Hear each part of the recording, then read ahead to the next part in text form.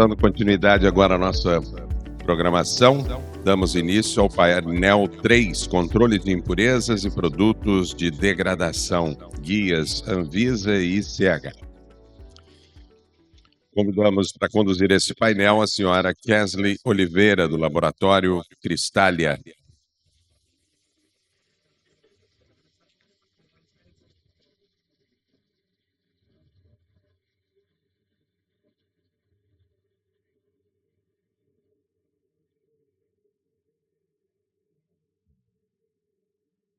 Como palestrante desse painel, Caroline Oliveira, da Spectra Soluções Científicas.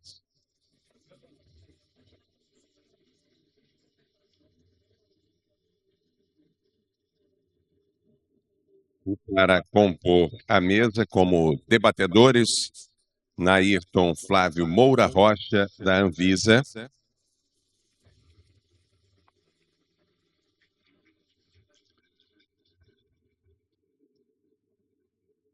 Simão Calvete Correia da Silva, da Dr. Heads Laboratories. E participando de forma virtual, Ágida Berck, da APIC.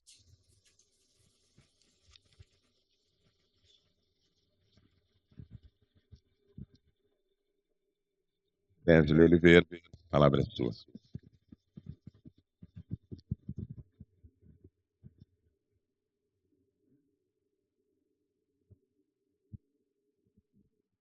Boa tarde a todos, sejam bem-vindos então ao terceiro painel dos nossos trabalhos hoje.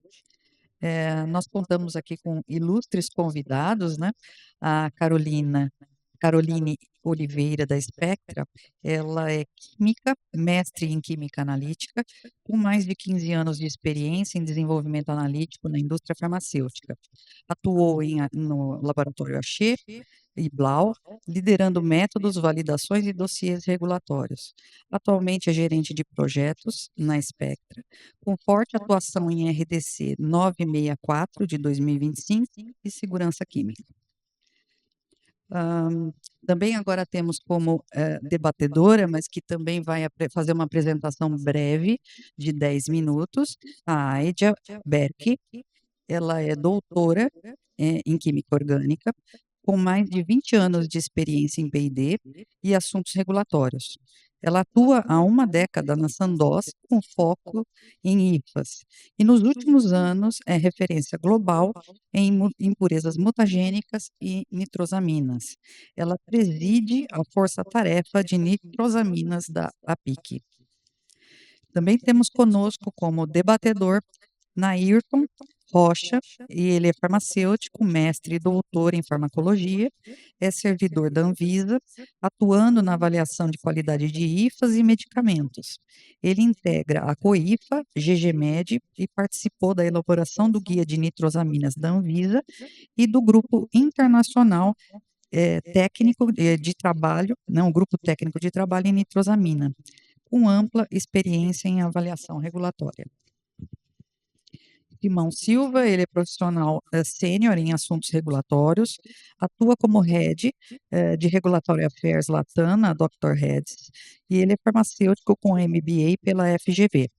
Participa ativamente de discussões regulatórias estratégicas, incluindo ICH-M7 e avaliação de nitrosaminas em interação direta com autoridades regulatórias. Só para a gente poder aqui organizar um pouquinho do nosso debate, eu gostaria de dividir ele em 3 blocos. Tá? O primeiro a gente vai falar depois sobre regulação, o que seria a base regulatória, a parte de evidências, né, onde o dossiê ganha ou perde força, e futuro, né, que significa a gestão contínua de risco. Tá? Então, com isso, eu chamo, então, aqui à frente, a Caroline, para começar a sua apresentação, e logo após que a Caroline terminar, a Aida começa a sua apresentação. Boa apresentação.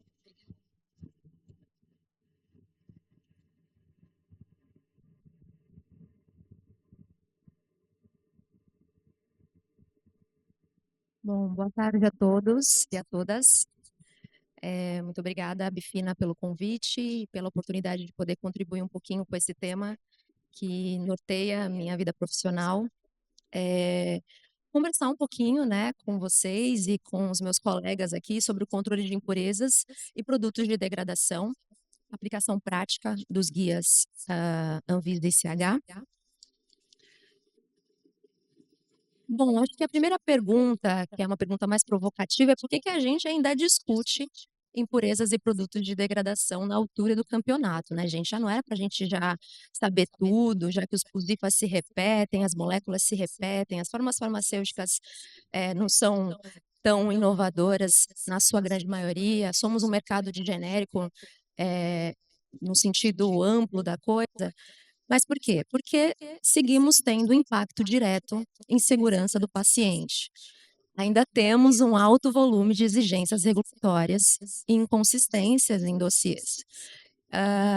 E os requisitos regulatórios, eles apresentam uma evolução quase que, eu não diria diária, mas com uma frequência muito alta, e isso requer que o setor regulado, ele tenha sempre uma mudança de mindset, né? Então, se eu fazia de uma forma, eu vou precisar pensar de uma forma diferente, sempre com um olhar lá na frente de um medicamento, de IFAs com controles rigorosos para gerar medicamentos para o paciente final com eficácia e segurança. Então, acho que são motivos, né, suficientes aí para a gente ainda continuar falando sobre impureza e produtos de degradação.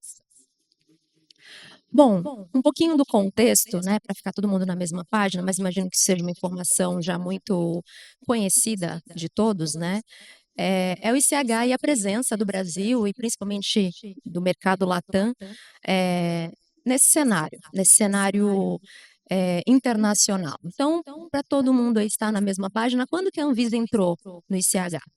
Então, em dezembro de 2015, a Anvisa ela foi admitida como observadora, então já era algo muito interessante ali para a nossa agência, de poder já sentir e entender como que os países mais desenvolvidos no tema relacionado a guias e normativas já praticavam.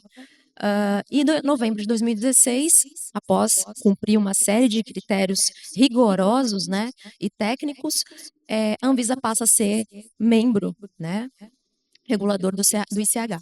Desde então, o Brasil passa a integrar o grupo de países, né, que são reconhecidos aí como autoridades regulatórias e que participam das tomadas de decisão e definição de mecanismos regulatórios, né? Então, isso é de uma relevância inestimável. Qual que é a importância da presença da Anvisa no ICH? Bom, fortalece a credibilidade internacional da regulação brasileira, facilita o acesso a medicamentos inovadores no Brasil. Então, outros players fora do Brasil, eles entendem que a gente sabe como tem que fazer, então eles não vão ser surpreendidos com as legislações brasileiras, porque estar alinhado com o ICH conecta e harmoniza muito os critérios regulatórios do Brasil com o mundo. Aumenta a previsibilidade, como eu acabei de falar, pensando aí no foco com a indústria como setor principal e impactado, e permite que o Brasil influencie normas globais em vez de apenas adotá-las, o que é muito importante quando a gente fala de um cenário de impurezas e principalmente de produtos que são avaliados em zona 4B, né? Eu brinco que quem desenvolve produtos em zona B desenvolve no mundo inteiro, né? Porque nós temos uma zona bem problemática, eu diria aí, de temperatura e umidade. Então, é importante que o Brasil tenha essa autonomia e essa força, né, ativa para discutir, porque sim, a gente tem muita experiência para os nossos produtos, eles dão bastante trabalho aí no que diz respeito a perfil de impurezas. Então, só coisa boa a entrada da Anvisa e a manutenção dela como membro até hoje. Um pouquinho da linha do tempo, também para vocês estarem na mesma página, entenderem, pensando ali no mundo de impurezas, né, dos guias do ICH, como que eles se construíram ao longo dos anos, né? Então, a gente está falando aí de 20 anos, né, muita coisa. Então, lá em 95, a gente começa com o ICH-Q3A, que é o guia voltado para impurezas de IFA, né? É um primeiro momento ali onde já começa a se falar de limites, do que a gente precisa, de quanto a gente precisa controlar e quando a gente precisa ou não notificar, ou quantificar, ou até mesmo qualificar aquela impureza. Na sequência vem o ICHQ3B, que é voltado para produto acabado, o ICHQ3C, que é de solventes.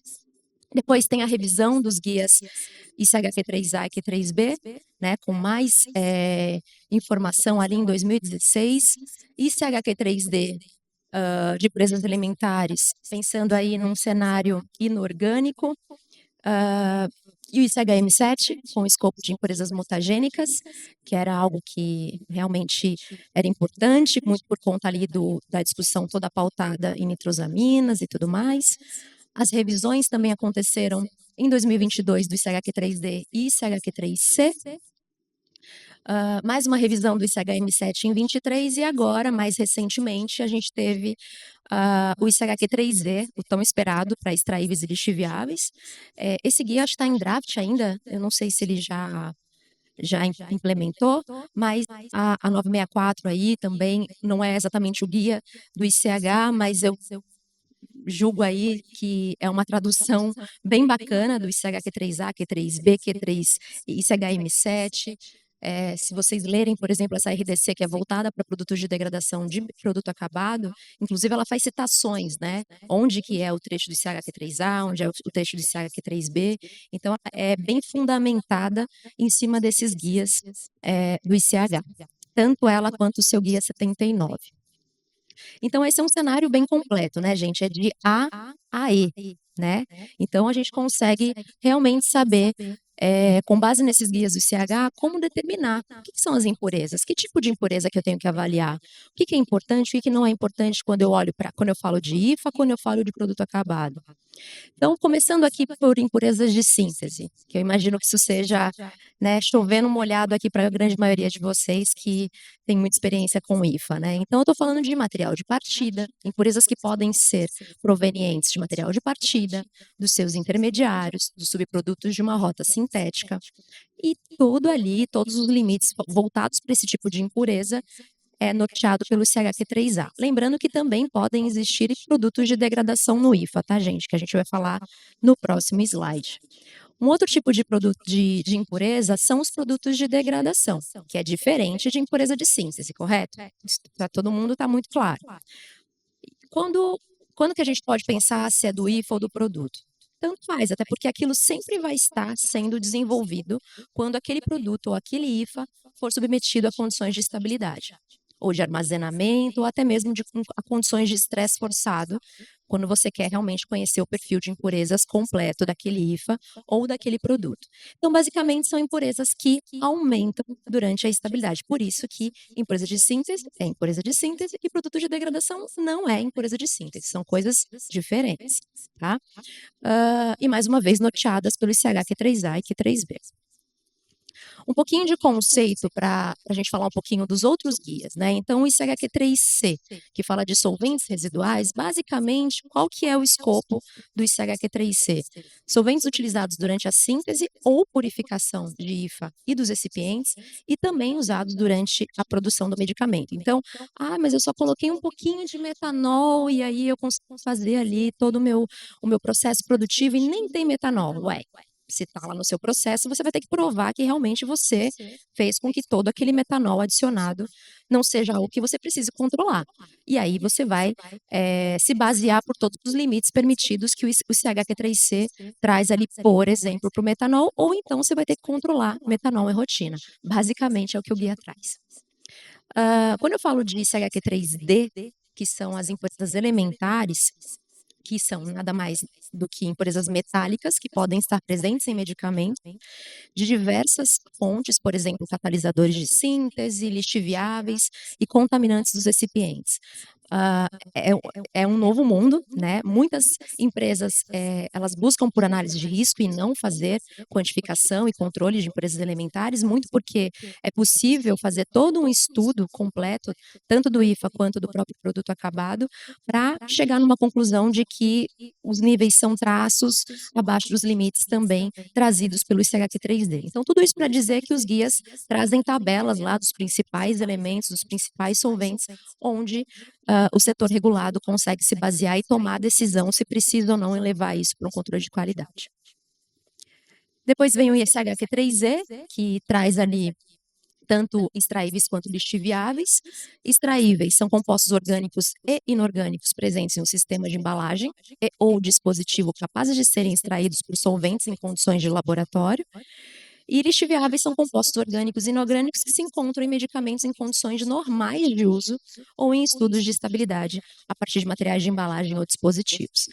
Então, por que esse escopo aqui é tão importante, né, pessoal? Justamente porque a gente tem produtos que vão ser mais ou menos críticos a depender da forma farmacêutica. Então, claramente, eu vou ter um risco muito menor quando eu falo de um comprimido, certo? Quando eu falo de um produto sólido.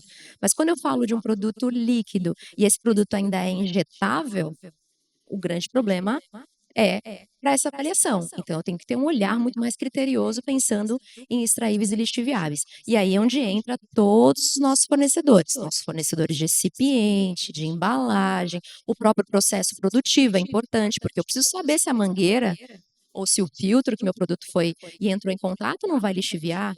Né? Alguém fez estudo de extraíveis? Ou, olha, eu não fiz o estudo de extraíveis, mas eu fiz uma análise de risco aqui dizendo que não vai extrair nada. Isso também é possível. Então, o guia, ele traz essas questões de limites, mas também traz, o guia ICHQ3D também traz o caminho para fazer uma boa análise de risco de extraíveis e lixiviáveis sem precisar ir para uma fase confirmatória, né? Legal. Como eu disse agora, né, a avaliação de risco, ela é o eixo central, foi dos outros painéis e continua sendo desse painel, né, onde a gente deveria pensar que tudo deveria começar com a definição de risco, tudo, absolutamente tudo, sem que a empresa precise realmente partir para análises confirmatórias ou qualificações ou síntese de um produto de degradação. Fiz toda uma avaliação de risco antes do produto ser desenvolvido, ou até mesmo do próprio IFA, a rota sintética. Isso é uma premissa básica de início de desenvolvimento de um projeto, né? Seja ele com foco em IFA ou em produto. E o papel da avaliação toxicológica e mutagênica nada mais é do que uma integração entre todas essas áreas, área analítica, farmacotécnica, regulatória e toxicológica. Então, não tem como fazer análise de risco e não falar de análise de risco sem integrar todas essas sub-áreas aí do desenvolvimento de um medicamento ou até mesmo de uma farmacoquímica, quando pensa num IFA ali pura e simplesmente, né? Um pouquinho do ICHQ3A agora, pessoal. Bom, como é que funciona a avaliação de risco de impurezas em IFA? Então, basicamente, a gente olha para o capítulo de impurezas, né, que o DMF traz lá como um dos principais itens do documento e verifica se o fabricante fez as avaliações necessárias, né? Então, ele conseguiu categorizar, classificar as impurezas, ele realmente confirmou que a rota sintética não vai produzir uma nitrosamina ou uma outra impureza mutagênica ou não mutagênica, né? Que tem alguma outro alerta de toxicidade geral ou de mutagenicidade. Então, o primeiro ponto é avaliar o capítulo de impurezas. O segundo ponto é entender se os limites que o fabricante controla do IFA atendem ICHQ3A. Né? Muitos possuem monografias, né, compêndios, que trazem às vezes valores superiores ao valor do ICHQ3A, principalmente de impurezas conhecidas, mas parte do princípio que se está na monografia, se está no compêndio, elas já são qualificadas, correto? Então, isso acaba sendo uma referência para o fabricante dizer que não segue ICHQ3A porque ele segue, por exemplo, o USP ou EP ou BP, por exemplo. Mas é importante entender se não seguir os limites do ICHQ3A, se existe ali um respaldo técnico voltado ali para se usar um limite diferente e o quanto que a farmacopeia ela é segura né, de ter qualificado aquela impureza acima do valor do ICH, que normalmente são valores muito baixos, né, gente? Então, estou falando aí de 0,05, de 0,1%, pensando em limite de identificação, que é o limite que você precisa controlar na estabilidade do IFA, né? E aí, a depender da resposta, né, dependendo se o fabricante ele não consegue explicar como ele fez aquela qualificação e por que aqueles limites estão mais altos, estudos que vão requerer ali ou mais purificação ou uma alteração de rota de síntese podem ser necessários para mitigar a formação daquela impureza que pode estar acima do ICHQ3A, ou até mesmo estudos toxicológicos para qualificar um limite maior mesmo, e tudo bem, né? E aí, seguindo por uma abordagem alternativa ali de peso de evidência, onde tem várias oportunidades para se qualificar uma impureza, né? Pensando em toxicidade geral, em critérios para definir se ela é mutagênica ou não. Lembrando que nesse caminho tem desenvolvimento e validação do método analítico para fazer todas essas quantificações dessas impurezas no IFA, né? Onde o fabricante ele tem ali toda uma responsabilidade de desenvolver bons métodos. O método ele tem que ser indicativo de estabilidade, embora a gente tenha uma obrigação muito maior para o produto acabado, pensando nas legislações brasileiras, mas cada vez mais as metodologias do DMF precisam ser mais robustas, né, e mais reprodutivas da realidade do perfil de degradação, até para que o dono do produto, quando for utilizar o IFA, não seja surpreendido e produza ali um produto que tenha impurezas, ou descubra impurezas que o fabricante, por exemplo, com o método dele não estava enxergando, né? Então, nesse meio do caminho, essa questão do controle de qualidade é muito importante. Então, acho que é um dos pontos muito cruciais na hora de se fazer a avaliação de risco, porque não ter impureza não significa que ela não existe. Pode ter que a metodologia que avaliou e que confirmou e atestou que não tem é uma metodologia ruim, uma metodologia não aplicável para fazer uma avaliação completa ali de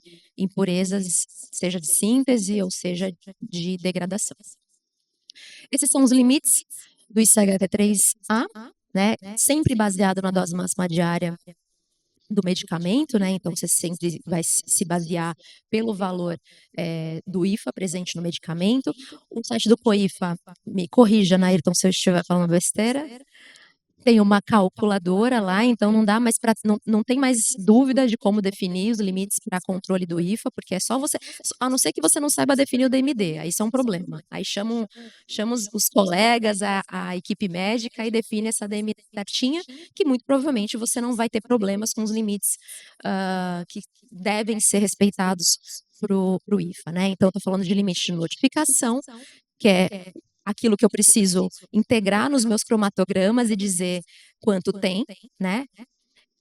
E aí eu tenho valores ali que não podem ultrapassar do limite de notificação, porque se ultrapassar do limite de notificação, eu preciso notificar para a Anvisa e dizer que na estabilidade do meu IFA eu tenho X impurezas acima, por exemplo, de 0,05%, então eu preciso controlar essas impurezas como desconhecidas. Acima do limite de identificação, além de eu falar para a Anvisa quanto tem no meu IFA, eu tenho que dizer quem é para a Anvisa, porque eu tenho que dizer que ela deixa de ser uma desconhecida, sem grandes importâncias, e passa a ser algo muito preocupante, porque ela está passando de um limite de segurança, que seria, por exemplo, 0,1%, e eu não sei quem ela é. Então, como que eu vou dizer que ela é segura se eu não faço a menor ideia da estrutura dela? E aí, nesse momento, eu preciso fazer a identificação daquela impureza. E aí, se o famigerado limite de qualificação for ultrapassado, que é o próximo step, aí não tem jeito. Além de eu dizer quanto tem, quem é, eu tenho que qualificar aquela impureza. E torcer para ela ser segura, senão eu volto 10 casas e peço para aquela impureza desaparecer da minha vida, porque não tem muito o que fazer. Principalmente se ela for mutagênica, né, gente? Que aí, se a gente vai para os limites do ICH-M7, aí o negócio fica um pouquinho mais complicado do que o ICHQ3A. Se tá ruim com o ICHQ3A, vai ficar pior com o M7. Por isso que é importante ter bons IFAs aí que não produzam impurezas mutagênicas, senão é uma dor de cabeça. Bom, pensando em ICHQ3B, método indicativo de estabilidade e estudos de estresse se conversam, né, gente? Então, eu preciso desenvolver um método indicativo de estabilidade, que é um método cromatográfico com bons detectores, que mostra exatamente o comportamento do meu produto numa condição de estresse. Então, eu vou submeter meu produto acabado e o meu IFA também a condições de hidrólise ácida, básica, calor, umidade, foto, justamente para tentar se antecipar de uma forma forçada aquilo que vai acontecer em uma estabilidade de longa duração ou na prateleira de uma farmácia, ou até mesmo na mesa da sua avó quando ela decide colocar o medicamento dentro daquela embalagenzinha de segunda, terça, quarta, quinta e sexta, né? Então esse estudo basicamente vai prever o pior caso, até realmente tirar da embalagem a Clar, né, aluá-lo e enfiar no segunda, quarta e sexta lá transparente. Então a gente precisa mitigar essas questões e é isso que esse estudo mostra, né? O estudo de estresse, como eu comentei, é a parte experimental, então é onde você vai conduzir ali todo o estudo de estresse do seu IFA isolado e do seu produto. A depender do caso, também IFA recipiente, quando você precisa investigar questões mais aprofundadas do seu perfil de impurezas, que basicamente é o quê? É mostrar, notificar a Anvisa tudo o que vai acontecer com o meu produto quando ele é submetido a condições de estresse. E aí, isso é um preditivo muito completo para mostrar o que vai acontecer numa acelerada ou numa longa duração, pensando em estabilidade, tá? No olhar da 318. Então, quando eu olho esse espaço aqui, então o que que eu vejo? Eu tenho o espaço teórico, né, que normalmente o pointer é aqui, gente? Ixi, eu não sei mexer. Bom, ali no cantinho, né? Então a gente tem, por exemplo, uma fotografia do que o Zenit. Zenit é uma das opções de ferramenta em sílico que faz preditivos de estudos de degradação forçada. Ele vai prever com mais de 400 transformações possíveis tudo que pode acontecer com o seu IFA isolado e o seu IFA combinado com recipientes. É como se fosse um estudo prévio de compatibilidade. Eu gostaria, por favor. E ele vai mostrar um cenário bem realístico e irrealístico, né, gente? Ele vai mostrar tudo. Cabe ao expert review colocar as variáveis adequadas lá. E aí, tudo isso precisa estar dentro dos outros espaços, que é a estabilidade de longa duração e a estabilidade acelerada, que são esses outros balõezinhos que precisariam estar contemplados dentro desse grande espaço amostral que é feito ou por uma ferramenta em sílico ou até mesmo por um preditivo que você, por exemplo, fez quando leu artigos, quando foi atrás de literaturas que falavam da sua molécula, por exemplo, e como ela iria se comportar. Obrigada. Como ela iria se comportar num ambiente de degradação forçada. A ideia é que você tenha uma melhor compreensão do produto e, consequentemente, um produto mais seguro. Esse é o fluxo de análise do medicamento, pessoal, como eu falei um pouquinho antes. Então, a gente está falando de estudos teóricos seguidos por desenvolvimento do método indicativo de estabilidade, estudo de degradação forçada, que vai realmente conduzir o desenvolvimento daquele produto. Se o produto ele não foi avaliado por um bom método, ele não foi atestado de que ele tem uma boa formulação. Então, por isso que é necessário ter todas essas etapas. Depois você faz a validação do método para realmente confirmar que aquela metodologia ela é reprodutível, ela é precisa, ela é exata, ela é robusta e ela realmente vai continuar quantificando e olhando aquele perfil de degradação para o resto da vida do produto. Então, a ideia é que aquele método ele funcione para todo e sempre. E, por fim, depois de tudo isso, você aplica esse método no estudo de estabilidade para poder definir o prazo de validade do seu medicamento.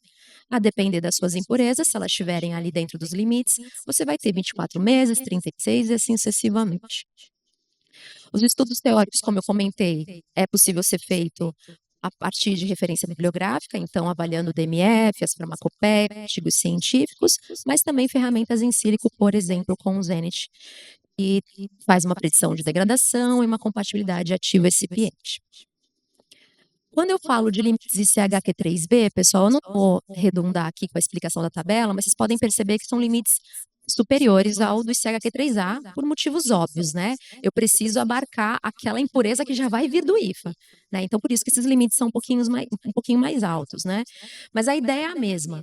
Acima do limite de notificação, eu tenho que dizer quanto tem para a Anvisa, se aquilo passar, por exemplo, de 0,1 ou de 0,05%, na estabilidade, lembrando que tudo isso que a gente está falando aqui são de resultados obtidos na estabilidade do produto e não no estudo de degradação, até porque lá você vai ter 5, 10, às vezes 20% daquela impureza formada, então tanto faz para a Anvisa. O que importa é fechar balanço, né, Nairton?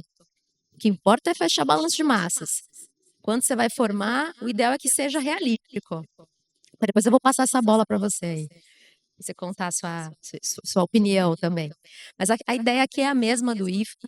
Acima do limite da identificação, eu preciso dizer quanto tem e quem é para a Anvisa, eu tenho que elucidar aquela estrutura, né? Ou fazendo uma identificação pontual, ou até mesmo comprando o padrão, se eu já tiver uma ideia de quem é aquela impureza, validar o método para aquela impureza, controlar aquela impureza em instabilidade na vida do produto, e se porventura, ao longo da estabilidade, ela ou alguma outra impureza ultrapassa o limite de qualificação, estudos toxicológicos precisam ser feitos para confirmar realmente a segurança do produto acabado. O desenvolvimento do método indicativo de estabilidade, normalmente ele é feito por HPLC em fase reversa, ninguém reinventa a roda mais, né, gente? Então é sempre LC, DAD, ali num sentido assim muito elaborado da coisa, a gente vai para uma espectrometria de massas, quando eu estou falando de impurezas, por exemplo, mutagênicas, que os limites são muito baixos, e aí realmente o DAD não dá conta de cuidar ali, de detectar aquelas impurezas, então fatalmente a gente vai para o MS sim, mas de modo geral, essas são as ferramentas mais utilizadas.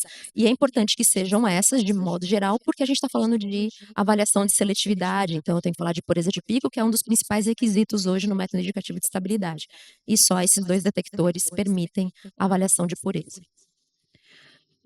Só para vocês terem conhecimento, né, a gente está falando de um desenvolvimento mais tradicional, que eu falei no slide anterior, mas que existem oportunidades mais arrojadas de se fazer desenvolvimento quando eu falo de by design, por exemplo, né, quando você tenta avaliar de uma forma racional todas as melhores colunas, todos os melhores aditivos de fase móvel, e o Fission, por exemplo, é uma ferramenta importante aí para vocês buscar, conhecerem, se tiverem curiosidade, porque é o que há de mais inovador aí em desenvolvimento de métodos geral, tá, gente? Não só indicativo de estabilidade, é que o indicativo de estabilidade é um dos mais complexos hoje, na minha opinião.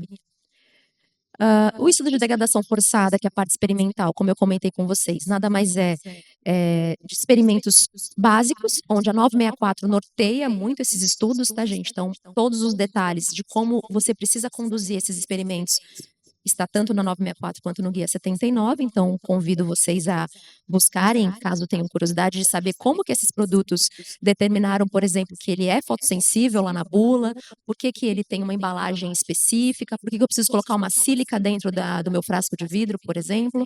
Muito provavelmente esse estudo norteou todas essas tomadas de decisão. E aí, quando eu falo do estudo de estabilidade, como eu disse, tem o estudo tradicional, que é o de longa duração e acelerada nas condições de calor e umidade, né, 30, 40 graus, 75% de umidade relativa, por todos os meses, né, que a gente precisa aguardar para poder realmente definir o prazo de validade real do teu produto. Mas também tem oportunidades também inovadoras aí com a ICEP Prime, que dá ali fomento para a indústria decidir de forma antecipada qual a melhor embalagem, qual a melhor condição de incubação, se a gente vai ter alguma surpresa já num estudo computacional em sílico, daquilo que a gente vai ver só com 6 meses de estabilidade, por exemplo, ou 12 meses, ou 24, no pior caso. E caminhando aí para a reta final da apresentação, eu trago um pouquinho do ICH-M7, que é um outro cenário aqui da nossa apresentação, com foco em impurezas genotóxicas e mutagênicas, né? Então, tudo que é genotóxico é aquilo que causa dano ao material genético. E a impureza mutagênica é aquela que foi atestada ali como dano ao DNA, e aí, por exemplo, eu tive um teste in vitro que confirmou como positivo a mutagenicidade, como o teste GEMS, por exemplo. Esse aqui é um fluxograma do ICH M7, trazendo ali todo um caminho das pedras, né? Sim e não, se você tem ela acima, se está abaixo do threshold, o que fazer, quais são os testes, né, que é necessário ser conduzido. Os estudos toxicológicos, eles se baseiam basicamente em 2 grandes targets, que é o screening de mutagenicidade e a toxicidade geral, né? E aí a gente consegue também usar isso com modelos em sílico, né?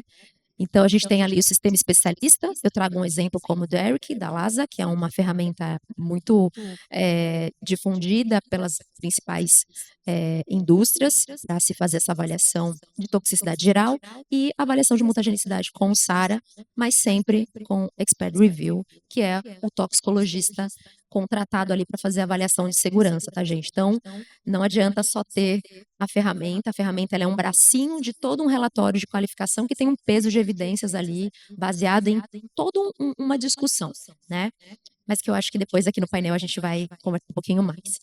E aí, para finalizar, o estudo ele não termina no registro, né? Então a gente tem que ter uma preocupação na tendência de resultados. O estudo de estabilidade ele tem que ser uma ferramenta decisória. Eu não posso olhar o resultado de estabilidade e não conversar com os meus estudos de degradação, por exemplo. Ele tem que ser tomada de decisão. É importante que de tempos em tempos seja feita uma gestão de mudança. É algo que eu tenho que mudar. Eu tenho que mudar a embalagem, o fornecedor, o processo. Eu tenho algum controle de mudanças para fazer, por exemplo, como um pós-registro, monitoramento contínuo e toda a robustez do processo também. Como uso inteligente dos dados, eu acho que para o futuro fica um espaço enorme para a gente poder aprender a lidar melhor com os dados de degradação e impurezas.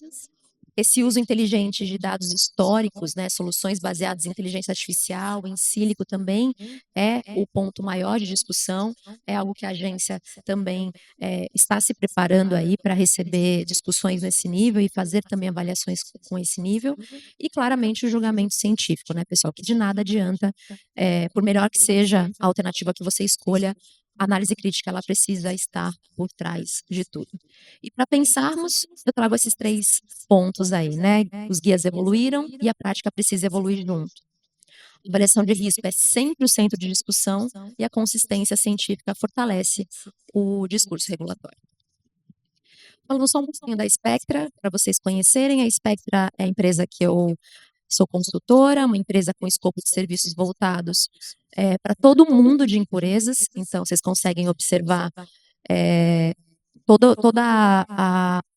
o cenário do CH, Q3A, Q3B. A Spectra tem total know-how aí com seus toxicologistas e toda a tecnologia que eu apresentei aqui nos slides, inclusive, são tecnologias aplicáveis, aplicadas nos nossos estudos e nos nossos serviços para os nossos clientes. Tá ok? E é isso, gente. Muito obrigada. Meus contatos, caso precisem de alguma dúvida.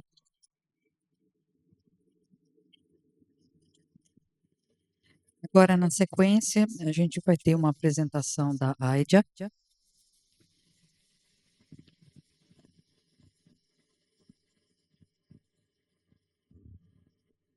Hello, good afternoon to all of you. So let me share my screen and then I will begin.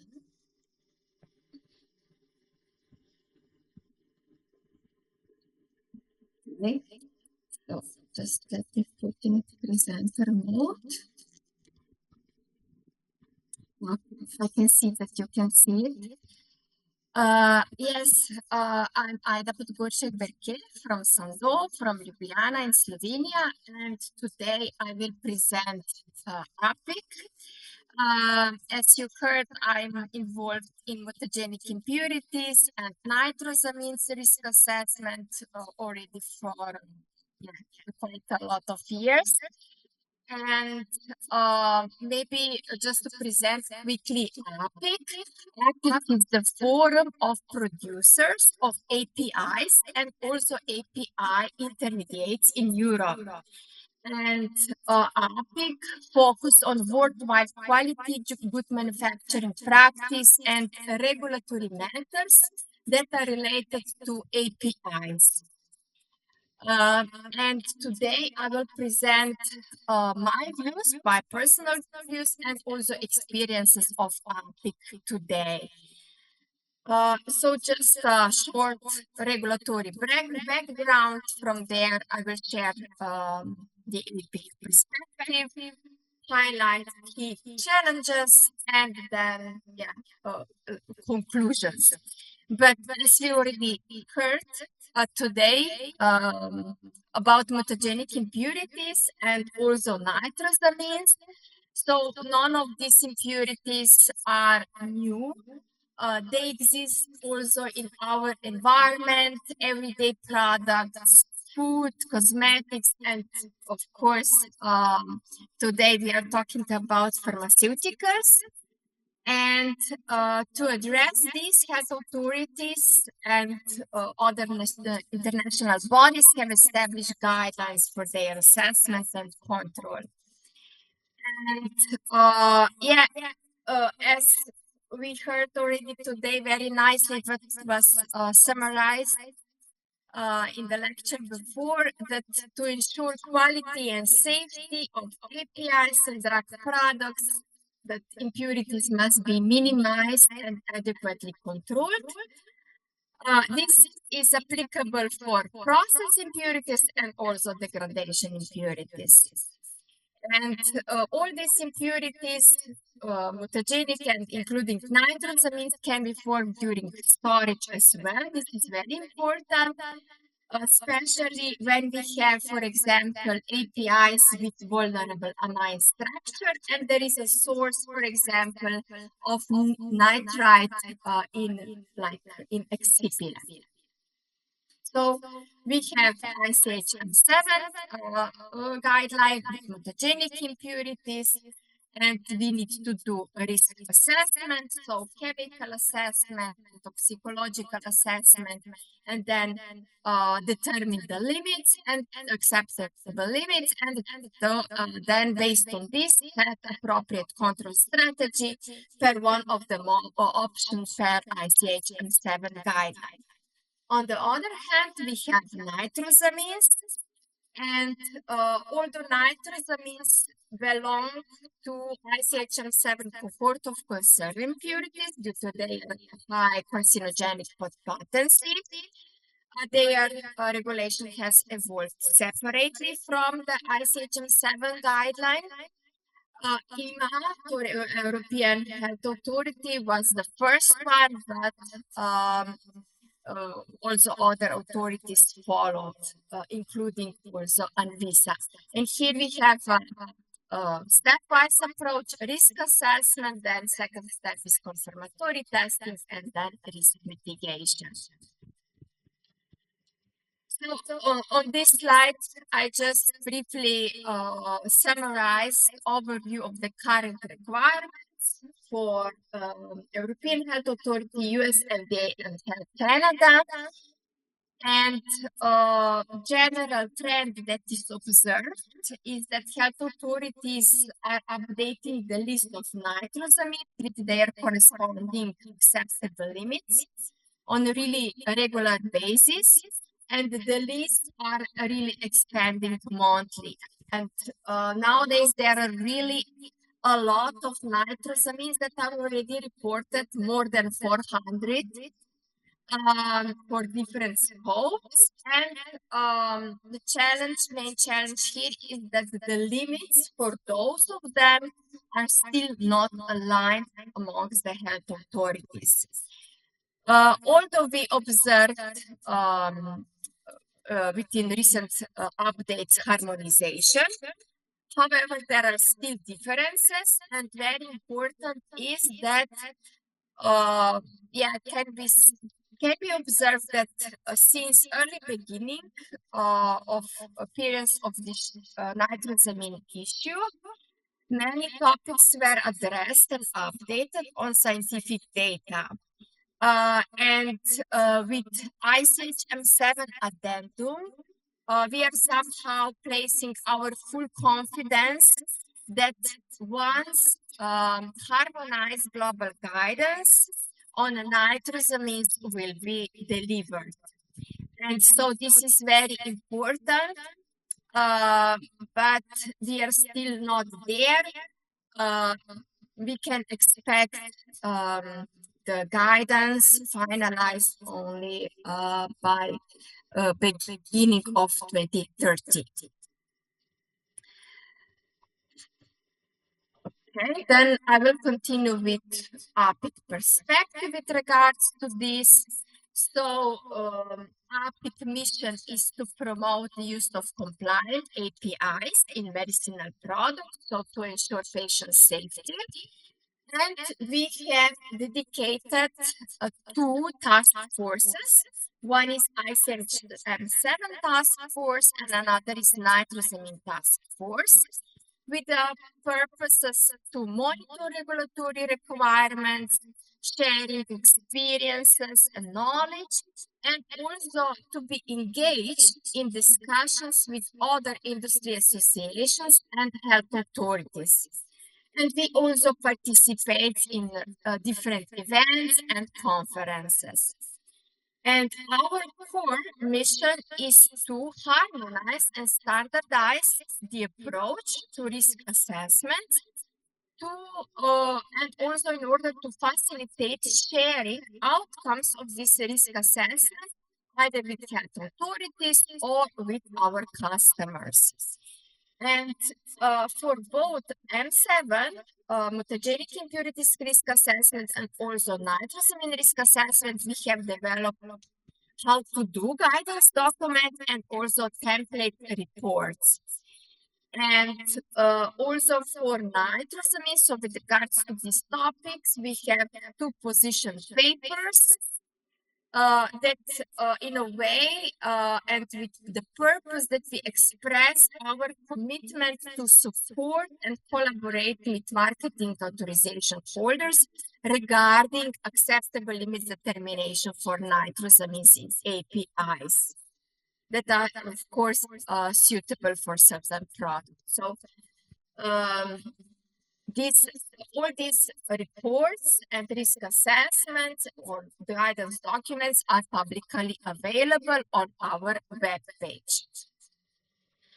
So just quickly summarize challenges and impacts on industry. So this is really complex topic, nitrosamines, and we are faced to many challenges. First, for example, changing and not aligned regulatory requirements, constant updates of the list of nitrosamines is needed, and also timelines are not aligned. Then second, toxicological data that are sometimes, in many cases, I would say, unless published in the guidelines, are not available. So we need to develop different tools. One of them is TPCA approach to determine and derive the limits. Analytical challenges are still very common, like availability of standards, complexity of testing. So to achieve really requires sensitivity of the method. Then how to perform the risk assessment itself. So we have challenges with available information. Sometimes the information that we receive from our suppliers, raw material suppliers or starting material suppliers are not enough. So we as API manufacturers, we need to do our own assessments based on data or to perform testings in addition. And that health authorities are on the other hand more and more demanding in the strength of scientific arguments used for the risking.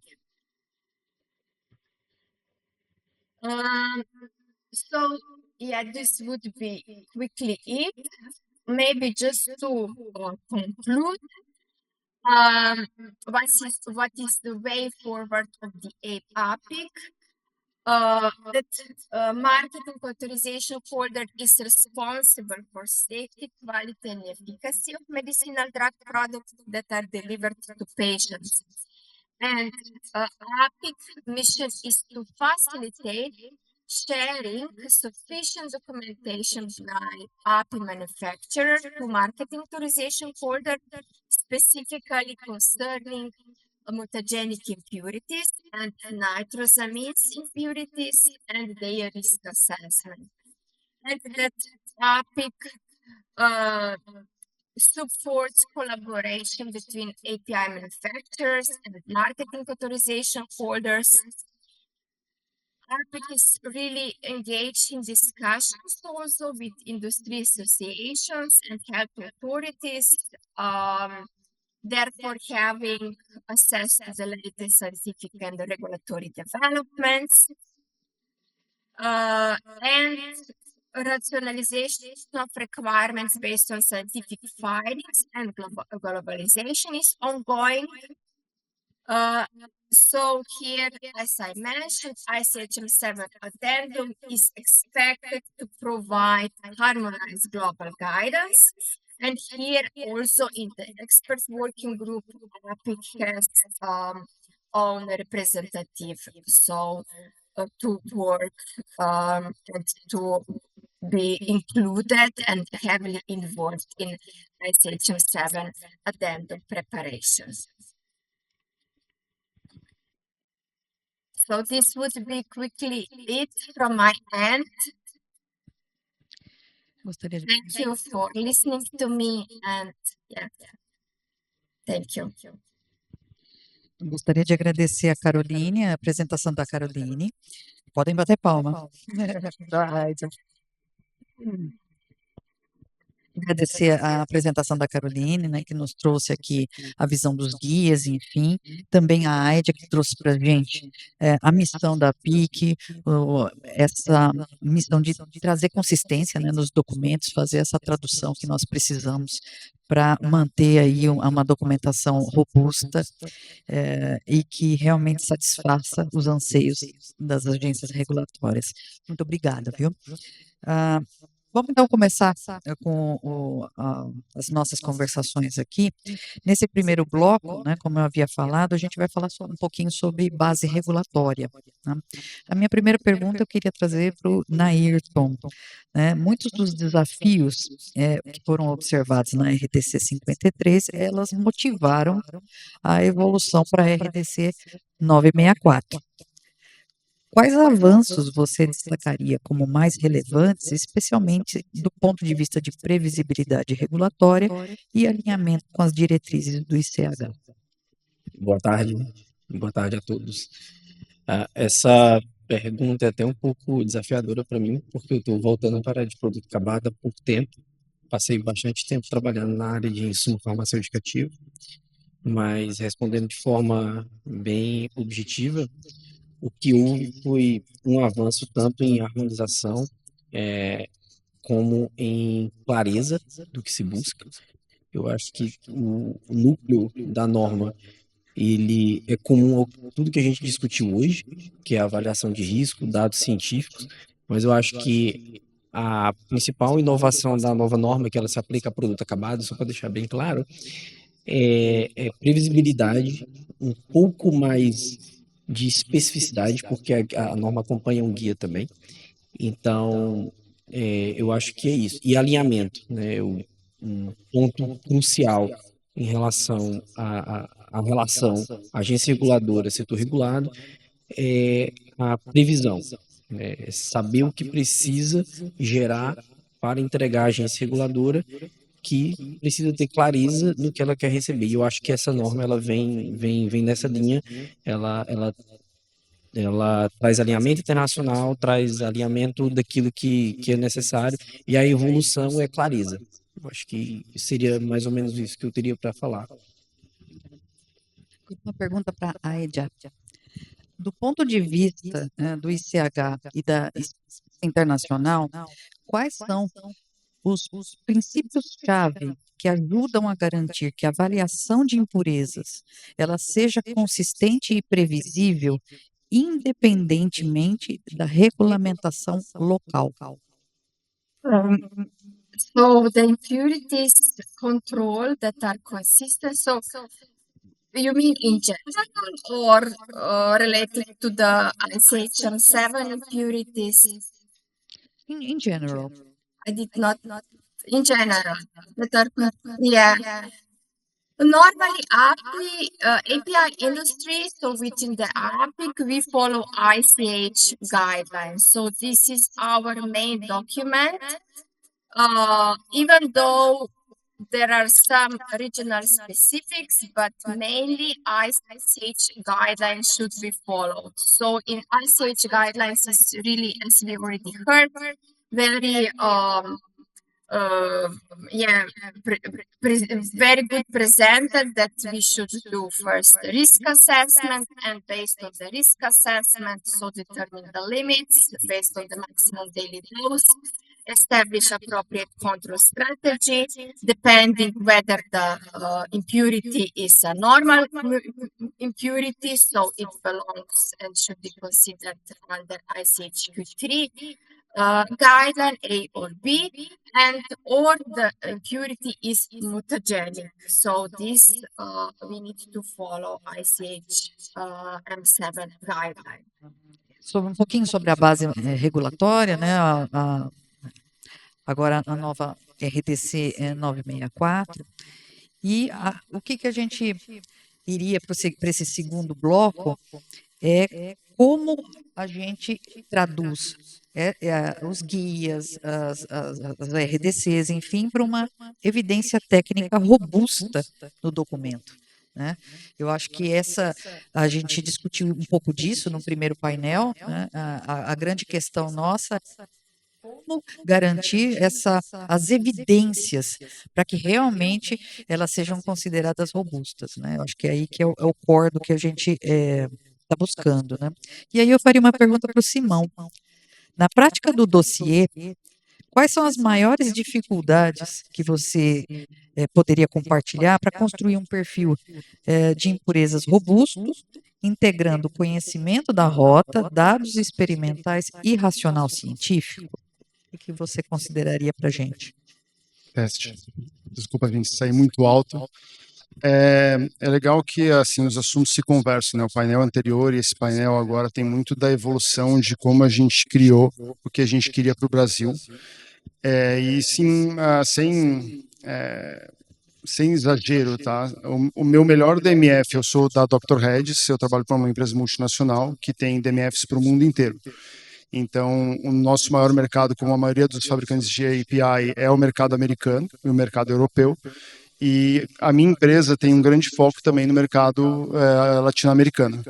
Então, o DMF feito para o Brasil é, sem dúvida, o DMF mais detalhado que a gente tem. É o melhor DMF em termos de detalhe, especialmente nessa parte de impurezas, porque ele conversa 100% com o ICH. Eu lembro a Carol mostrando, então, os guias do ICH. O primeiro guia que a Anvisa implementou de forma não oficial, começou a cobrar da gente uma discussão mais aprofundada, foi o Q11, digamos assim. Depois dos guias principais, que são guias de impureza, o Q11 foi aquele guia que amarrou a rota de síntese no perfil de impurezas. Então, inclusive, o Q11 é legal porque ele tem uma tabelinha exemplificando como a gente deve discutir as impurezas, e isso vai desde um reagentezinho, um catalisador lá no início da rota de síntese, até o IFA final. Então, eu consigo discutir com o meu cliente e com a Anvisa quais impurezas são importantes. Voltando a falar de novo do nosso papel e do papel da Anvisa, se você olhar a minha experiência no Brasil e a experiência que os meus colegas na mesma posição têm em outros mercados, eu tenho uma posição privilegiada, por quê? A Anvisa, ela entende aquilo que a gente discute e o racional técnico, a justificativa técnica da eliminação das impurezas, do não controle das impurezas, é super aceito pela Anvisa. É algo que não acontece em outros mercados, 100% falando. Europa, os clientes são muito mais duros, as muito mais duras. Por exemplo, a isenção de nitrosaminas foi algo que a primeira empresa a fazer isso foi a Edis, foi no Brasil, foi com uma parceria de um cliente brasileiro para isentar nitrosaminas de valsartana, losartana, que foi aquela primeira crise das nitrosaminas. Então, na verdade, a minha mensagem é assim: o teu cliente, o teu fornecedor, assim como eu, ele vai produzir IFA com a melhor qualidade possível. Por quê? Para ele aquilo não é um controle de impureza, para ele aquilo é rendimento. Ele precisa que o IFA dele no final seja 100% IFA, ou 99,9% IFA. Ou seja, ele elimina as impurezas com o processo dele por padrão. Onde que está o gap, né, que o Patrick falou, que o Patrick falou? A maioria dos fornecedores, dos fabricantes, não sabe documentar essa eliminação. Ele tem um racional de desenvolvimento da rota, ele tem um racional do porquê que aquela rota funciona e entrega um IFA puro, mas ele não sabe colocar isso no papel, não de forma consistente. E aí que entra a parceria.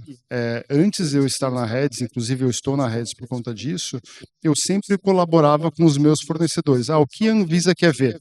É isso aqui. Eu fazia um modelo, eu descrevia, eu fazia o passo a passo para eles, montavam as tabelinhas e eles me entregavam aquilo que eu queria ver, o que a Anvisa queria ver. Que é mais ou menos o trabalho que a PIC faz. Inclusive, eu fui num congresso deles já faz algum tempo, foi justamente um pouco antes da gente finalizar o marco regulatório de IFAs. Foi bem legal essa experiência, eu vi em primeira mão o quanto essas associações, o quanto a PIC bolava de modelos para que a comunicação entre o setor regulado e a agência ficasse. Então, se existe um convite, né, Nairton, a gente estava conversando no almoço, talvez exista aí uma oportunidade da gente começar a criar alguns modelos para que os nossos fornecedores utilizem a informação de forma correta. Qual que é o medo deles? Eles não sabem. O medo deles é dar informação demais, porque o DMF é uma documentação sensível, eles não querem que aquela informação vaze, e infelizmente DMF vaza, a gente sabe que acontece de um DMF ser passado de um para outro fabricante, e eles também não sabem a quantidade de detalhe que a Anvisa precisa. Então, assim, acho que vale a pena a gente olhar para esse capítulo com carinho, né? Acho que todo mundo já viu um capítulo de discussão de impurezas completo, que vai lá desde o material de partida até o IFA final. E aí a gente tem mais uma discussão só para complementar o meu ponto. Então, o primeiro ponto é colaborar, né? O que a gente quer ver, o que a gente precisa ver, o que a gente vai mostrar para a Anvisa. O segundo ponto é um pouco mais difícil porque é proporcionalidade. O quão a fundo a gente quer ir, o quão a fundo a gente precisa ir. Por exemplo, eu tenho clientes muito bons tecnicamente, alguns deles estão aqui, em que eles têm um corpo técnico de pessoas químicos, orgânicos, cientistas que sabem discutir uma rota de síntese a fundo.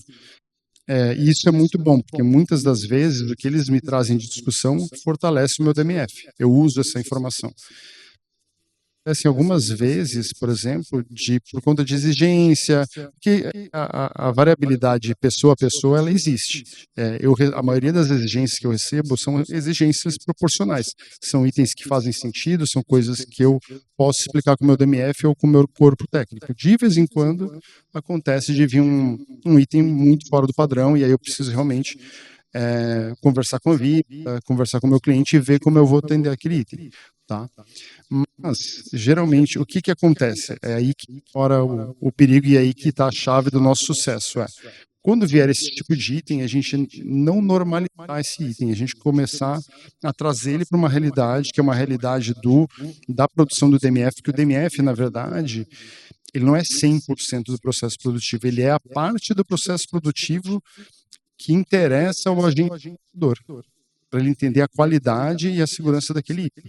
Mas, por exemplo, no momento que eu começo a discutir, que é o NDSRI, né, as nitrosaminas API-like, e eu começo a teorizar, mas isso aqui pode formar. Aí você vai ver o carbono do lado, que é o que importa para a formação da nitrosamina, cara, ele está totalmente bloqueado estericamente, ele não tem possibilidade química estérica nenhuma de formar uma nitrosamina.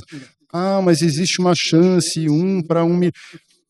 Assim, eu entendo, porque eu vim das equipes de vocês, eu estava do lado de vocês. Quando essa pergunta vem, eu entendo a dor, eu entendo o medo, porque se a Anvisa perguntar, e se o regulatório perguntar, eu sou P&D, se o regulatório perguntar, eu não tenho que responder. Mas a gente precisa trazer isso para a realidade, porque quando eu levo químico orgânico lá na minha empresa, lá na Índia, ele fica enfurecido, né? Porque olharam para mim, Simão, tá louco, cara, isso aqui não tem como formar. Você mesmo, você, Simão, que está aqui há tantos anos na rede, sabe que isso aqui não forma. Mas tudo bem. Aí ele respira, ele pega todos os guias, ele monta um blocão assim de literatura e manda para o meu cliente ler. Mas o convite vamos pegar aquilo que realmente é importante, aquilo que realmente é real, como a Carol falou.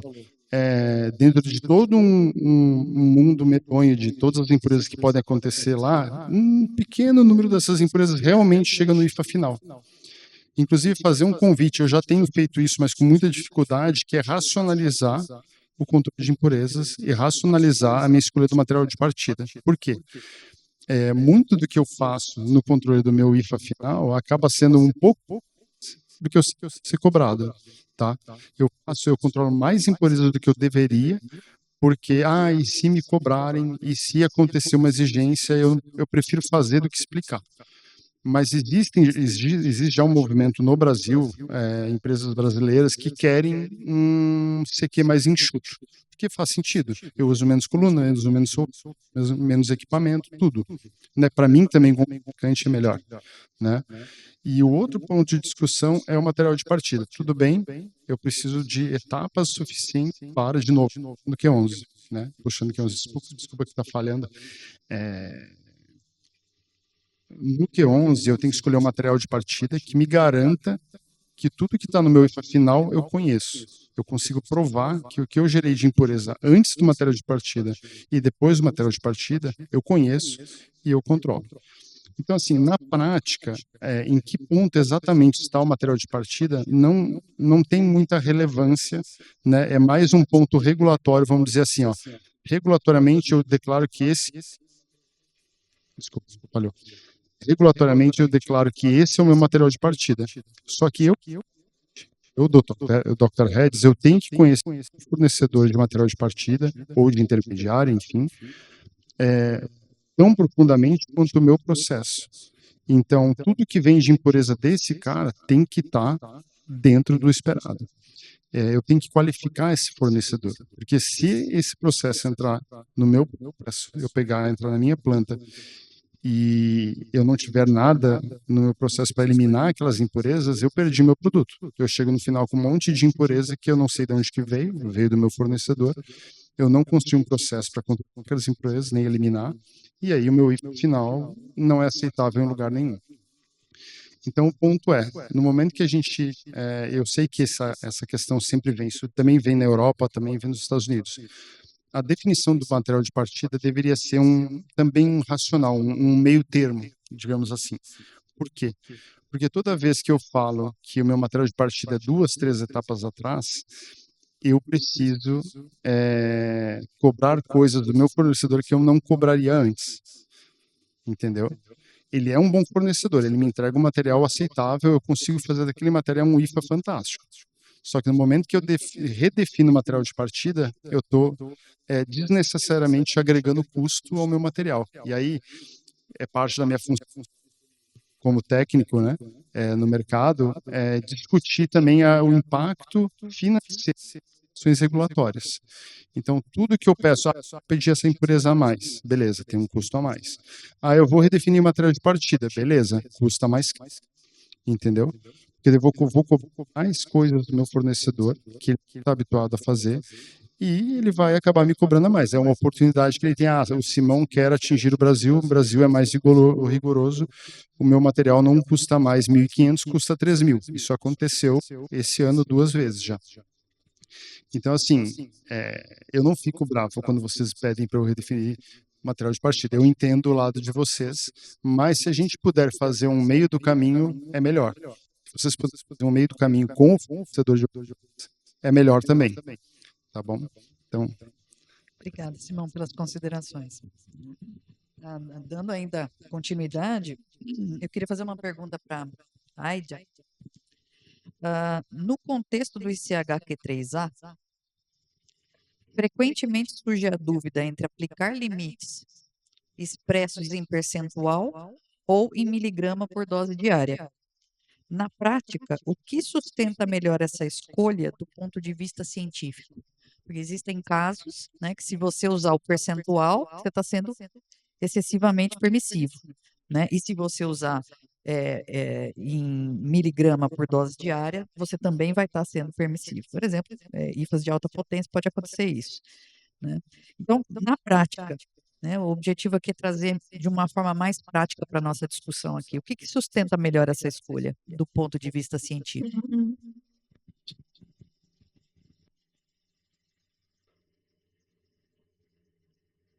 I'm a regulator, so and from the regulatory point of view, it's always more convenient to have in percentages, so to the limits.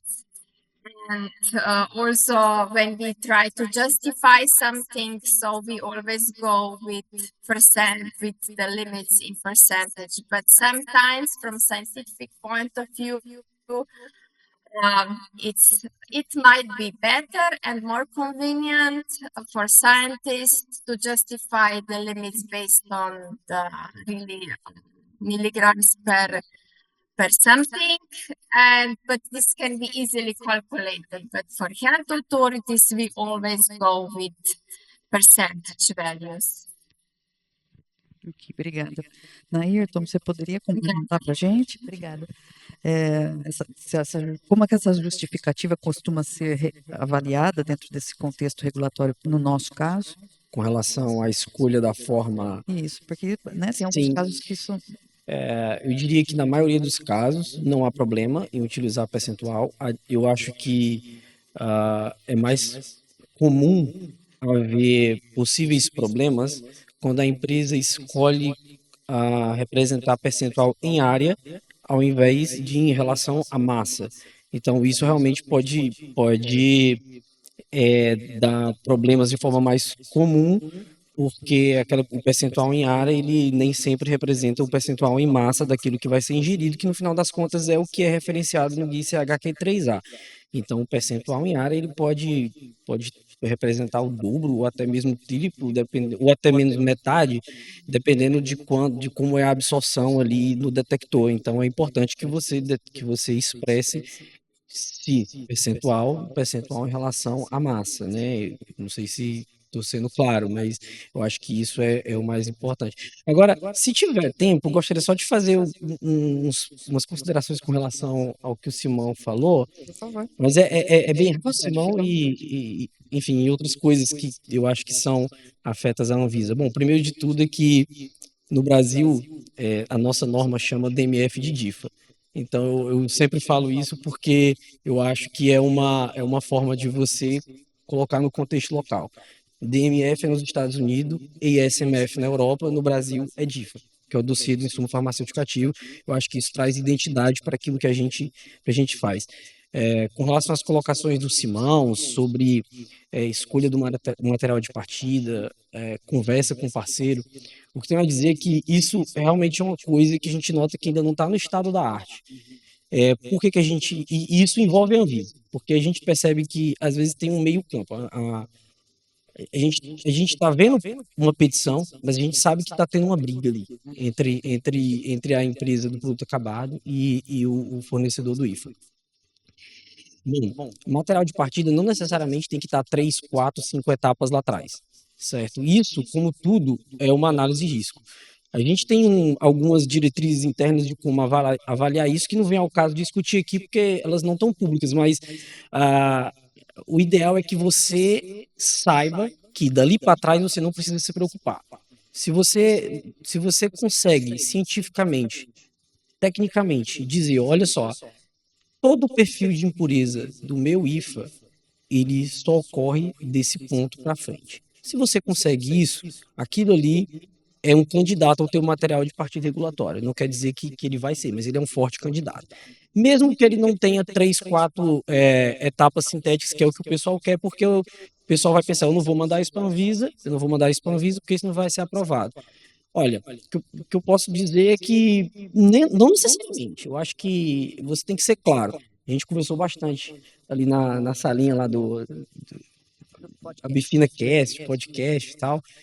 E eu acho que a chave da comunicação, agência reguladora, setor regulado, é as expectativas estarem claras e a quantidade de informação ser a correta. Você não vai encher o regulador de informação inútil, mas também não vai colocar para o regulador apenas aquela conclusão. Se você colocar pouco demais, vai ter exigência, ele vai te pedir mais. Se você colocar coisa demais, pode ser que aquilo deixe o regulador perdido e muitas vezes ele vai te mandar uma exigência de coisa que talvez esteja lá. Só que foi colocado de uma forma que não ficou tão clara, gerou alguma dúvida. Então, é uma mensagem assim, que eu gostaria de colocar aqui como representante da Anvisa nesse momento, é trazer esse conceito da quantidade de informação correta, nem muito nem pouco, aquela correta. E sempre trazer, enfim, o debate científico e tal. Eu, particularmente, assim, já saindo um pouco da discussão, eu acho uma tragédia a gente ter 5% dos IFAs somente nacionais. Eu gostaria de estar aqui falando que a gente está avaliando 15, 20, 30, não sei se é uma utopia, eu gostaria, como brasileiro e como, enfim, servidor público, eu gostaria de estar nessa fase, né? Mas. Oi? E também, enfim, quanto mais debates como esse, a Carol trouxe lá na conversa, que esses encontros eles são importantes para isso, para alinhar expectativas, né? A gente entende que nossas expectativas elas são mais ou menos alinhadas com os guias internacionais. Os nossos guias hoje estão mais ou menos claros, mas sempre há espaço para, enfim, para o maior debate, para padronização de documentos. E, bom, eu penso, realmente, desculpa, mas é porque eu vi, acho que eu gostaria de Não, acho que fazer é isso. um complemento importante, né? O que vale aqui é a gente fomentar esse debate, a gente realmente trazer para o setor regulado, para que a gente possa compreender, né, para onde que vão, né, as avaliações. Porque no final, quando a gente fala muito em avaliação com base em risco, o que pesa são as evidências, né? É de que forma nós conseguimos sustentar as evidências que nós estamos apresentando, né? Então, e isso tem realmente um tom de subjetividade, como foi dito aqui, né? No caso que o Simão falou, olha, eu tenho muito conhecimento sobre a minha rota de síntese, eu sei que realmente uma determinada impureza não se forma, enfim, eu tenho segurança, mas às vezes a questão é de como tratar essas evidências, né, em um documento que deixe o avaliador confortável com a robustez daquele documento, né. Acho que é um pouco nessa linha mesmo, né. Aqui eu queria fazer agora uma pergunta para a Carol, né. Falando de métodos analíticos, né, que você trouxe ali, além de separação cromatográfica, pureza de pico, como que você vê, né, esse monitoramento de tendência de resultados, né, pode apoiar nas decisões mais robustas ao longo do ciclo de vida do produto? A gente falou, até emendando um pouquinho com o primeiro painel, né, onde o Carlos trouxe isso, né, a questão de coleta de dados ao longo de vários lotes, né, e como o cliente trabalhou isso depois, né? Com certeza. Eh, a USP, ela recentemente publicou 2 guias, né, dois capítulos, na verdade, se não me engano é 1220 e 1221, que fala sobre ciclo de vida e sobre estudo de tendência mesmo, para as metodologias analíticas, né, porque é isso, não se espera mais que você desenvolva seu método e ele não seja de tempos em tempos acompanhado, que foi o que eu comentei um pouquinho na minha apresentação. Então essa questão ela é importante justamente para você garantir que aquele perfil de impurezas ele é robusto, né, porque afinal de contas eu vou ficar fazendo ali eu vou ter o meu portfólio que de tempos em tempos eu vou precisar controlar novos lotes que vão ser produzidos, eu vou colocar, por exemplo, uma estabilidade de acompanhamento, eu vou fazer uma mudança no meu produto e aí eu vou, sei lá, por exemplo, fazer uma mudança pequena, mas eu vou precisar fazer a estabilidade daquele lote, então eu preciso garantir que aquele método que eu desenvolvi, ele continua sendo reprodutivo e seguro para determinar o meu perfil de impurezas. Então esses 2 capítulos eles dão, né, o passo a passo do que você precisa fazer enquanto responsável pelo desenvolvimento do método, né, enfim, quem é da área analítica, é importante que leia esses 2 capítulos, porque ele realmente norteia como que hoje é a expectativa do setor, né, da agência regulatória e qual que vai ser a cobrança, né, no sentido de boas metodologias desenvolvidas. Então não é simplesmente uma metodologia que se desenvolve, se valida e fica, né, esquecida ali na gaveta. Ela de tempos em tempos vai precisar ser avaliado se ainda é ou não mantida a tendência daquele comportamento metodológico e tudo mais. Mas os guias da USP, eles dão bastante, guias não, perdão, capítulos, dão bastante detalhes de como que se conduz a avaliação de tendência. Um gancho no que você discorreu agora, queria perguntar para o Nairton, né? Quais hoje são os principais desafios que você vê na avaliação dos dossiês relacionadas a impurezas, ou seja, nesse tópico específico, e como a colaboração técnica da indústria, nós aqui, o setor regulado, pode contribuir para esse processo ficar mais eficiente? Bom, a gente quase que anualmente faz um seminário sobre as avaliações de CADIFA e a gente sempre vê que a seção de impurezas é uma das seções que tem mais questionamentos por parte da Anvisa. Então a pergunta é completamente pertinente. Mas ultimamente eu vejo que tem sido exarada bastante exigência, né? Ou seja, pedido de informações adicionais com relação a impurezas mutagênicas.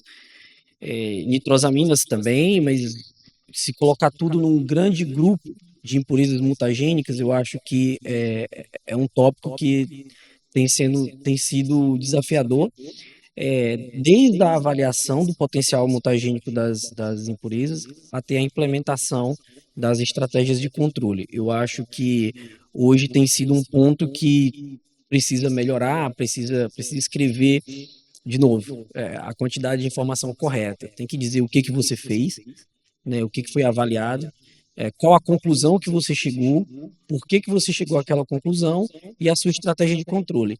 E se certificar que aquilo está alinhado à normativa nacional vigente e, obviamente, também a questão técnico-científica, que eu acho que uma coisa não contradiz a outra. A nossa norma, ela está dentro desse escopo.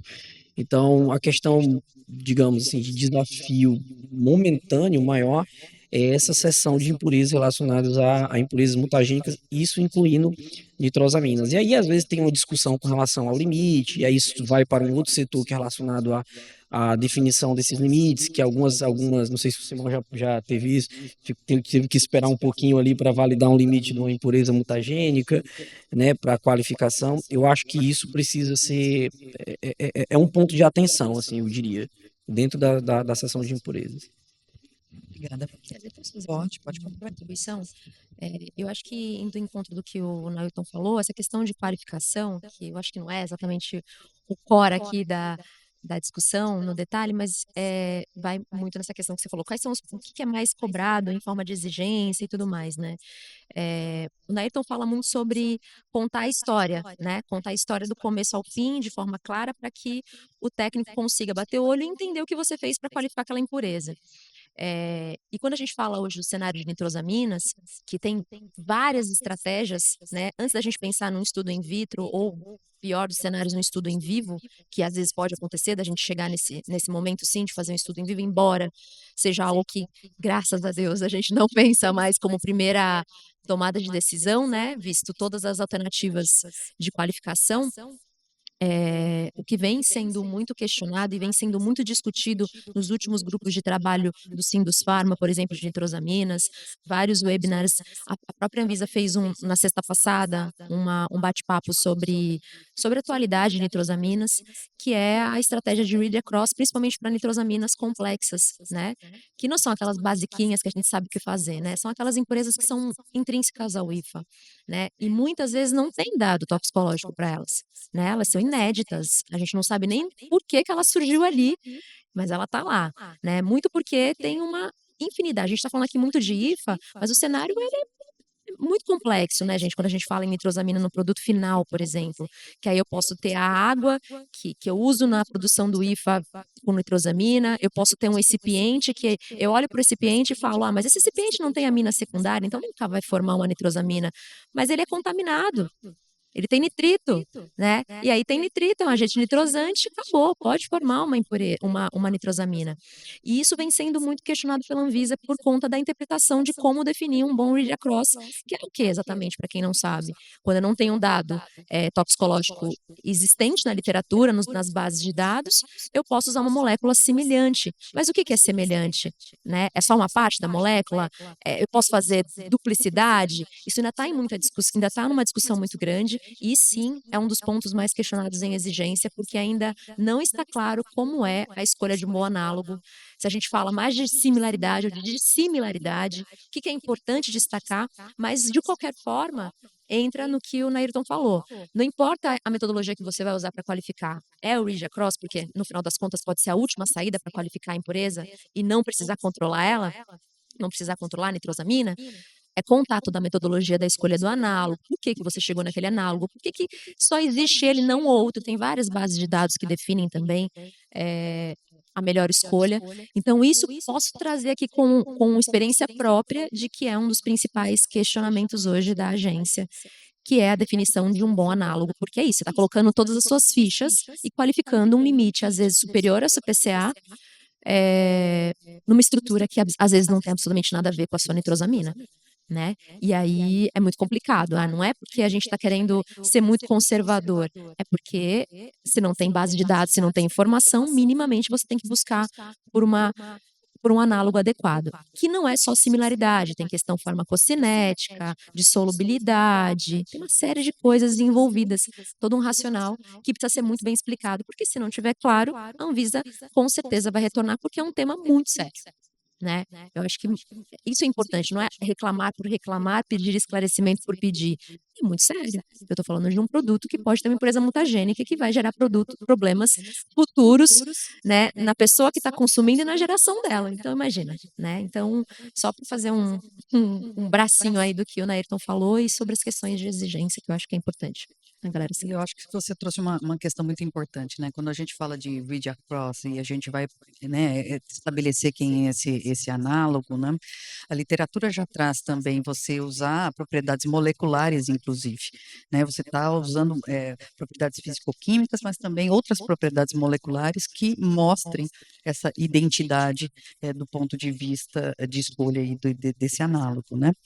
E para a gente ir já encaminhando para o final, pensando em inovação, como que vocês enxergam o potencial das novas ferramentas que a Carol tão bem trouxe, né, para apoiar esses estudos de impurezas, de IFA e produto acabado?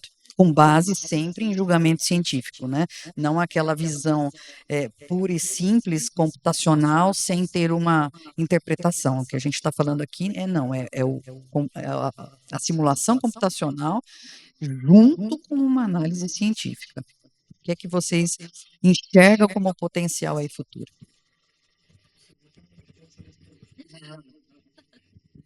A gente tem até um detalhe interessante. Hoje a gente já estava conversando com um colega, o Matheus, a gente desenha a nossa rota de síntese com especialistas em química orgânica e a gente desafia essa rota de síntese com AI. A gente já usa AI na nossa rota de síntese.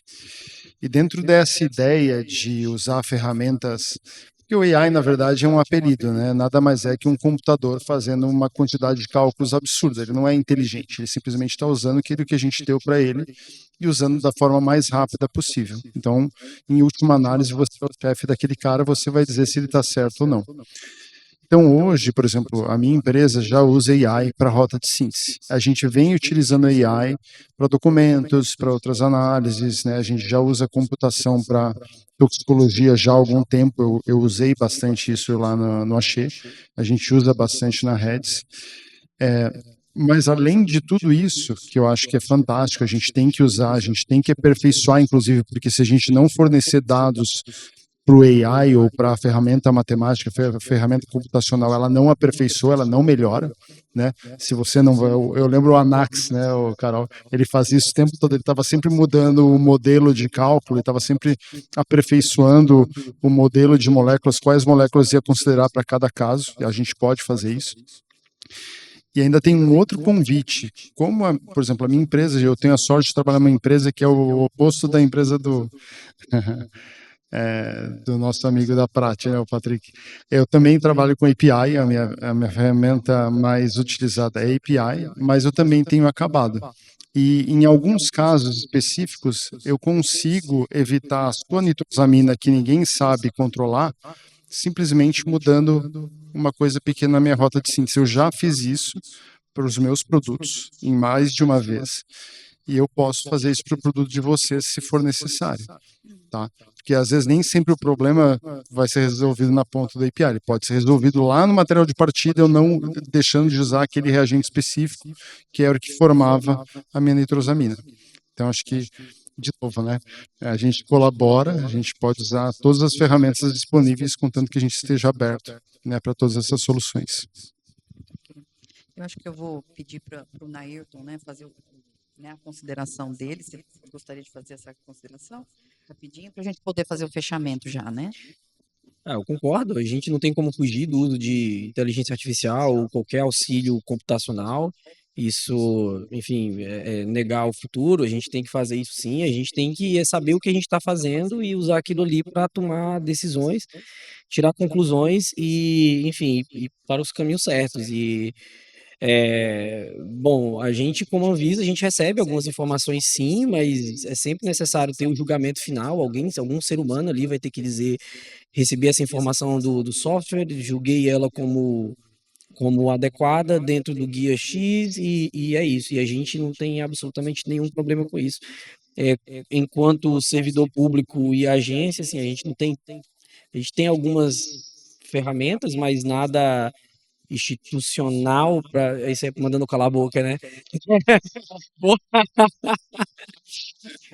Bom, então, diante desta situação aqui que eu não consigo falar, eu gostaria realmente de ficar falando aqui bastante, mas é isso. Acho que o debate foi bastante rico.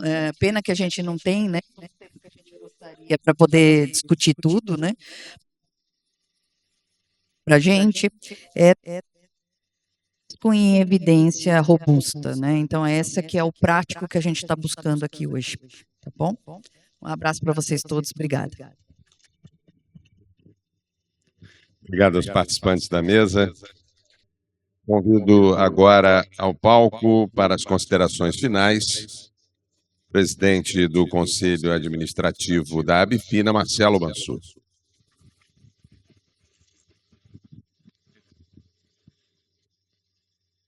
Quero primeiro.